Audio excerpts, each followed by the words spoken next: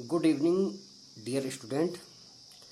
आज हम पढ़ते हैं कक्षा 12 के शमशेर बहादुर सिंह की कविता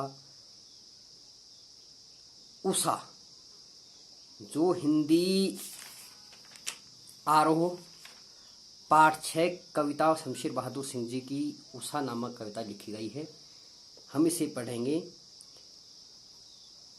तो कविता के शीर्षक हैं उषा। प्रातः नभ था बहुत नीला शंख जैसे। प्रातः नभ था बहुत नीला शंख जैसे। भोर का नभ राख से लीपा हुआ चौका। भोर का नभ राख से लीपा हुआ चौका अभी गीला पड़ा है। कोष्ठ में लिखा है अभी गीला पड़ा है। बहुत काली सिल जरा से, बहुत काली सिल जरा से लाल केसर सेक जैसे धुल गई हो। बहुत काली सिल जरा से लाल केसर सेक जैसे धुल गई हो। स्लेट पर या लाल खड़िया चाक मल दी हो किसी ने। स्लेट पर या लाल खड़िया चाक मल दी हो किसी ने। नील जल में या किसी की गौर झिलमिल देह। नील जल में या किसी की गौर झिलमिल देह जैसी हिल रही हो। और जादू टूटता है उषा का अब सूर्योदय हो रहा है। तो प्रस्तुत कविता में कवि शमशेर बहादुर सिंह जी प्रातःकालीन उषा या सूर्योदय से ठीक पहले के समय में जो परिवर्तन लगातार दिखाई देता है आसमान में, उस विषय में कल्पना करते हुए कह रहे हैं कि प्रातः नभ था बहुत नीला शंख जैसे। कि प्रातःकालीन नभ मतलब आकाश, ठीक है ना।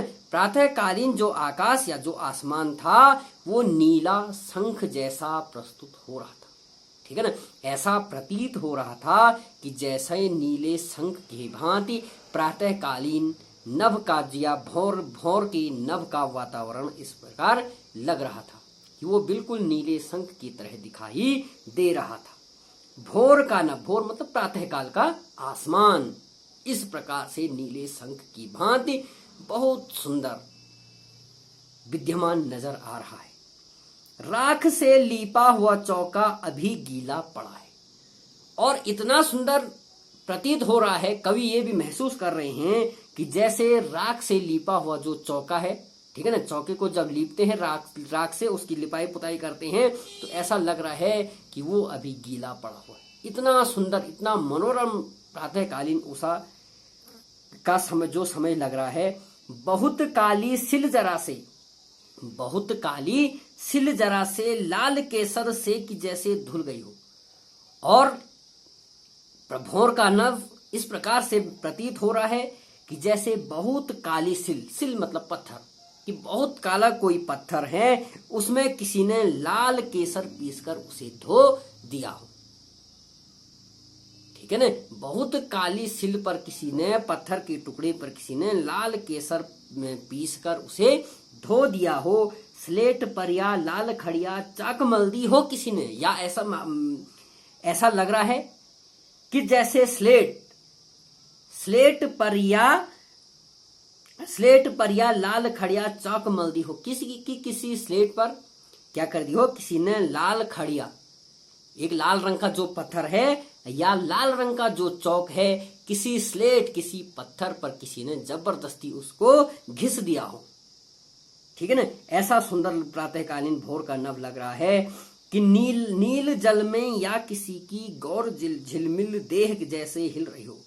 और ऐसा लग रहा है कि किसी का बिल्कुल श्वेत बदन, बिल्कुल चमकता हुआ गोरा शरीर किसी का नीले जल में स्नान करते समय जितना सुंदर मनोरम महसूस होता है, ऐसा प्रातःकालीन नभ लग रहा है, ठीक है। प्रातःकालीन नभ की सुंदरता कवि ने कितने प्रकार से की है कि किसी की गौर क्या है, किसी की गौर झिलमिल देह, और झिलमिलाता हुआ किसी का गोरा शरीर बिल्कुल नीले जल में कैसा कितना सुंदर प्रतीत होता है। एक तो इसमें कवि ने इस गोरे झिलमिल देह से किसी देह मतलब शरीर से प्रातःकालीन नभ की तुलना की है और नीले शंख की भांति बताया है प्रातःकालीन नभ को।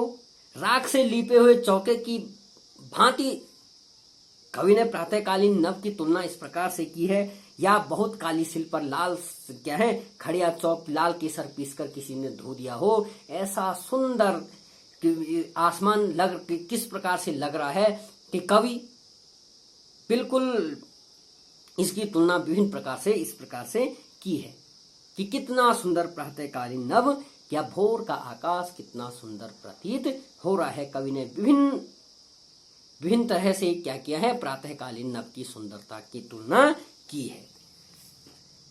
तो जादू टूट नील जल में या किसी की क्या है घोर झिलमिल किसी की जो देह जो शरीर है वो क्या है हिल रही है नीले जल में, ऐसे सुंदर आसमान लग रहा है और जादू टूटता है उषा का।